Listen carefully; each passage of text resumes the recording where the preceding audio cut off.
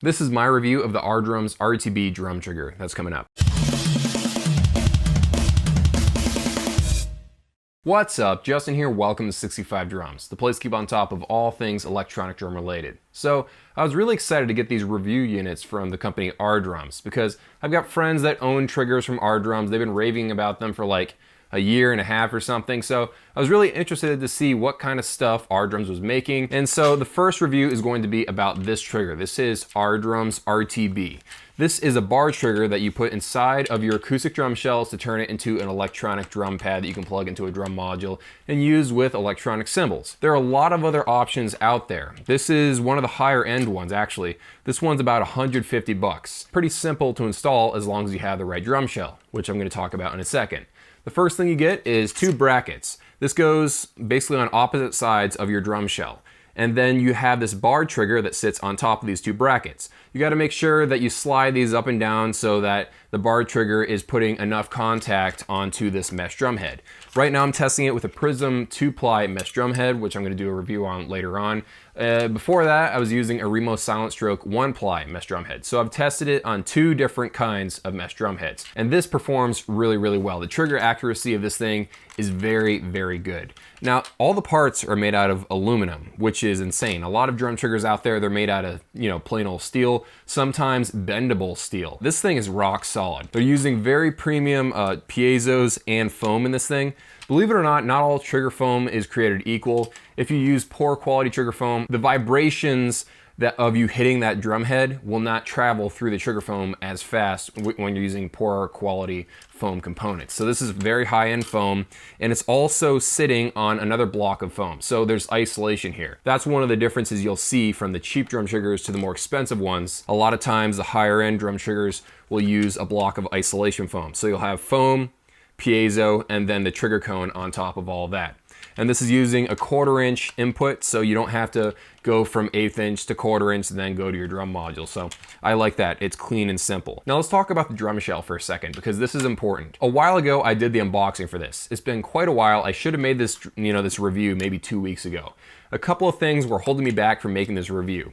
Number one is that I got the wrong size brackets. So these right here, these are for M4 screws. The size of the screw that's holding your drum lugs to the drum shell inside right there. You can have something made out of machined aluminum, but if it's the wrong size, you're out of luck. So they actually mailed me a new set of brackets that are M5. So make sure that you know what size of screws are inside of your snare drum shell, and then order accordingly if you're gonna buy one of these triggers. Next thing was my original snare drum shell, which is this one right here. This is a Sonar Force 2001. The problem with using a drum shell that only has one screw per lug is the fact that the drum trigger will spin. You only got one point of contact on both sides, the drum trigger is just going to spin slowly over a period of days. And when it spins, the trigger cone or trigger foam rod will come less and less in contact with the mesh drum head. So you gotta make sure that if you're purchasing acoustic drums to make them electronic, make sure that you got multiple screws per lug. That will give you the best results if you're using a bar trigger. So part two is I go to this used music store where they just sell all kinds of used guitars and keyboards and drums, and I bought this used snare, very low quality used snare. Unfortunately, even though it had multiple screws per lug, that shell was about a 1/4 inch too large, so my mesh drum heads would not fit on that thing.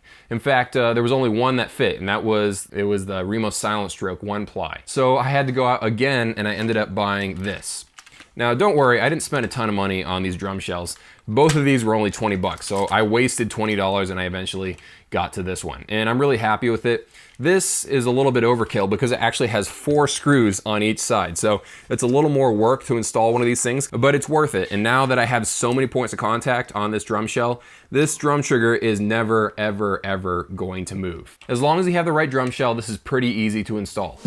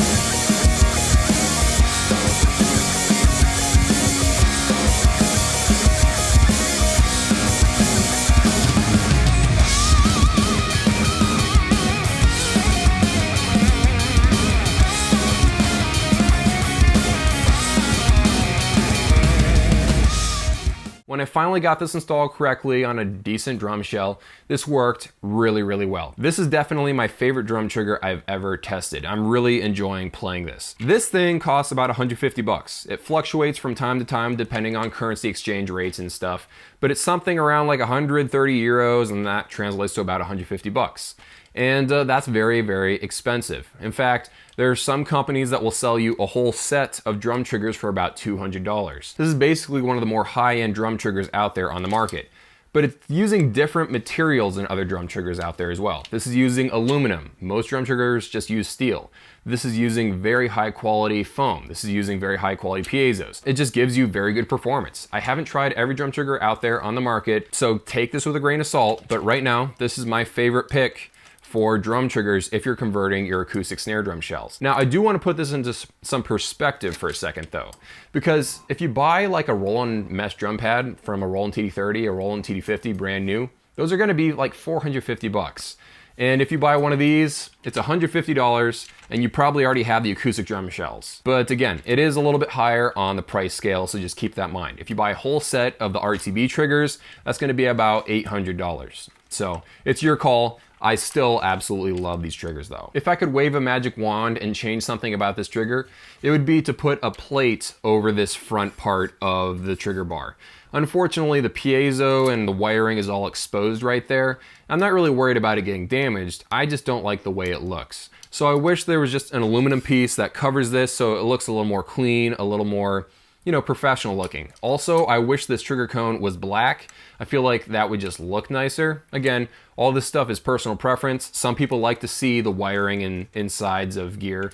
I just prefer a nice clean look. That's just me. Now, Ardrums also gave me this rubber rim. I really, really loved this. I was a big fan of this rubber rim until it sort of snapped like that. Like, there was some sort of glue rubber bonding agent that kept this together in one piece. Until then, it was like my favorite rubber rim I've ever tested. I really like the amount of rubber that they're using right here, because sometimes you'll buy a rubber rim and there's just so much rubber, it just takes away from the acoustic feeling of using, you know, a mesh snare pad that's, you know, 14 inches across. This struck a really nice balance between being durable, because there's enough rubber there to withstand a little bit of, you know, wear and tear from hitting it for hundreds and hundreds of hours, but also it was thin enough so it sort of kept the feeling of an acoustic snare. You know what I mean? So it struck a pretty good balance. I just don't like the fact that it's come apart like that. Your call on buying one of these things. So in the end, I really do like this drum trigger. It's my favorite drum trigger I've ever tested. I really like the way this is designed, very well made. The good stuff costs money. And 150 bucks, it's your call, but I really enjoyed playing it. If you want to see more eDrum reviews, go check the channel. I've got over 150 videos on here, everything related to electronic drums. Hope you guys have an awesome day. I'll see you later.